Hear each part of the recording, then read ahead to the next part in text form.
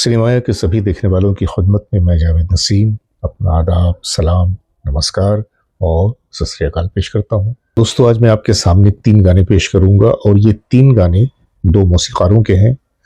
अब कौन सा मौसीकार किससे प्रभावित हुआ, ये फैसला मैं नहीं करूंगा, यह फैसला तो आप करेंगे, क्योंकि उस दौर में मैं तो मौजूद नहीं था। लेकिन इन गानों को सुनने के बाद ऐसा लगता है कि शायद, बल्कि यकीनन, इनमें से एक मौसीकार दूसरे से प्रभावित हुआ था। ये भी हो सकता है कि एक ने पहले धुन बनाई और उसकी जो धुन थी, उसका जो गीत था, वो बाद में आया। और ये भी हो सकता है कि जिसने बाद में बनाया उसका पहले आ गया। लेकिन मैं आपको उलझाऊंगा नहीं। आइए मैं आपको वो गाने सुनाता हूँ। पुराने दौर का वो गाना है, इसलिए मैं आपको उसी ब्लैक एंड व्हाइट के दौर में लिए जा रहा हूँ इस ब्लैक एंड व्हाइट वीडियो के जरिए। तो बने रहिए हमारे साथ और देखते रहिए अपना मनपसंद चैनल सिनेमाया। चलते हैं वीडियो की तरफ।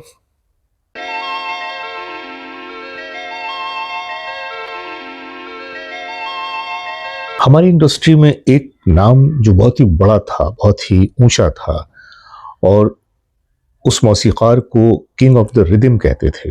आप समझ गए होंगे कि मैं किसकी बात कर रहा हूं। जी हाँ, मैं ओपी नैयर साहब की बात कर रहा हूं। ओपी नैयर साहब के काम करने का अपना एक अलग अंदाज था और उनकी धुनों को सुनने के बाद ही ऐसा लगता था कि अरे ये तो नैयर साहब हैं। ये एक उनकी जो धुनें होती थी, ऐसा लगता था कि उस पर नैयर साहब का एक स्टैंप हुआ करता था। अपने ज़माने में उन्होंने बहुत ही अच्छा काम किया। उनके साथ ही साथ उसी ज़माने में एक और भी मौसीकार थे जो पंजाबी फिल्मों में तो उनका बड़ा ऊंचा मकाम था। उन्होंने हिंदी में भी बहुत सारे काम किए और उस दौर के बड़े से बड़े प्लेबैक सिंगर के साथ भी उन्होंने खूबसूरत गाने रिकॉर्ड किए। ये थे एस मोहिंदर जी।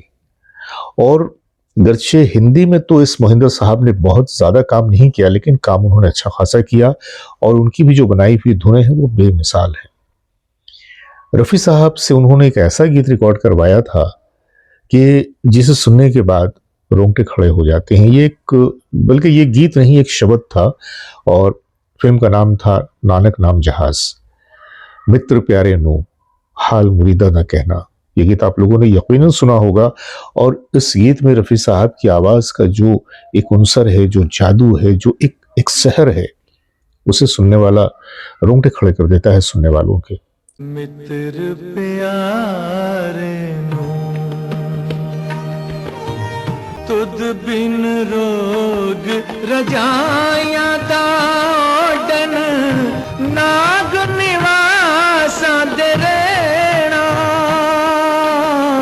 मैं आपसे इन गीतों की बात करने वाला हूं जो आज मैं आपको सुनाने वाला हूं। तो आइए, सबसे पहले जो गीत आपके सामने मैं पेश कर रहा हूं, 1957 में आने वाली फिल्म तुमसा नहीं देखा। और आपको तो पता है कि इसके जो संगीतकार थे वो ओपी नैयर थे। उसका पहले आप ये गीत सुने। ने वाले सामने आ छुप छुप के मेरा जी न जला तलक छुपेगी ये तो बता वो छुपने वाले सामने आ। इस खूबसूरत से गीत को संगीत तो दिया था ओपी नैयर जी ने, लेकिन इसे लिखा था मजरूह सुल्तानपुरी साहब ने जी। और अब मैं आपको एक गीत सुनवाने वाला हूं। ये फिल्म उस फिल्म का गीत है कि जो 1959 में बनी थी और फिल्म का नाम था खूबसूरत धोखा।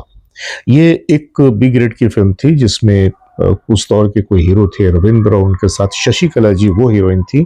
और इसमें यूं तो बहुत सारे कलाकार थे। फिल्म चूंकि बी ग्रेड की थी तो हल्की फुल्की सी फिल्म थी। इसमें संगीतकार थे एस मोहिंदर जी और गीत लिखे थे राहील गोरखपुरी साहब ने। इस फिल्म का एक गीत जो मैं आपकी नजर कर रहा हूं, इसकी भी झलक सुनिए।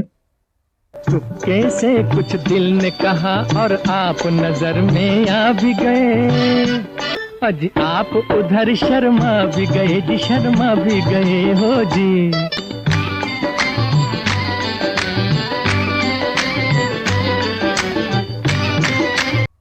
तो दोस्तों, ये तो फिल्म खूबसूरत धोखा का गीत था जिसे इस मोहिंदर साहब ने स्वरबद्ध किया था। 1966 में एक फिल्म आई थी, फिल्म का नाम था दो दिलों की दास्तां।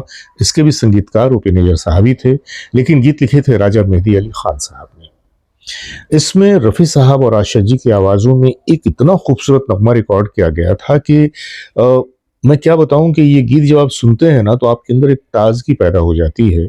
बहुत ही सुंदर गाना, बहुत ही खूबसूरत गाना, और कम से कम मैं तो इसे न जाने कितनी हजार बार सुन चुका हूं, लेकिन मेरा दिल है कि भरता ही नहीं।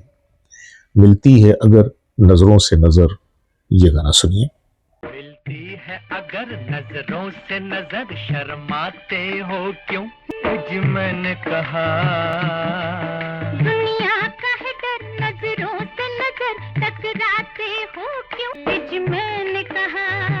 मिलती है अगर नजरों से नजर, शर्माते हो क्यों? दोस्तों, मैंने आपके सामने 3 गाने पेश किए।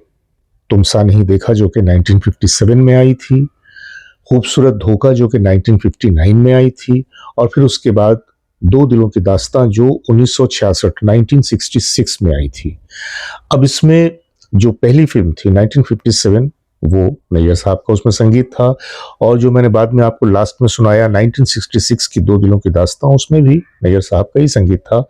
बीच में जो फिल्म थी 1959 वाली, इसके संगीतकार थे एस मोहिंदर साहब। मैं जो बात कहना चाहता हूं वो ये कि अगर आप 3 गानों को सुनेंगे तो देखेंगे इन 3 गानों का जो पैटर्न है बिल्कुल एक जैसा है। और नैयर साहब तो नैयर साहब हैं, लेकिन जब आप एस मोहिंदर साहब के उस नगमे को सुनते हैं जो मैंने आपको सुनाया, तो कहीं ना कहीं आपको ऐसा लगेगा कि अरे ये तो संगीतकार इसके नैयर साहब ही होंगे, क्योंकि उस गीत में नैयर साहब की ऐसी खुशबू बसी हुई, ऐसा रंग बसा हुआ है कि बिल्कुल सुनने में लगता है कि ये नैयर साहब की ही कंपोजिशन है। अब मैं नहीं बता सकता कि कौन किससे इंस्पायर हुआ, लेकिन तीनों के तीनों नगमे बहुत खूबसूरत। उम्मीद करता हूं कि आज का ये छोटा सा वीडियो आप लोगों को पसंद आया होगा। तो अपने भाई, अपने दोस्त जावेद नसीम को इजाजत दीजिए, बहुत सारी मोहब्बतों के साथ। खुदा हाफिज, नमस्कार।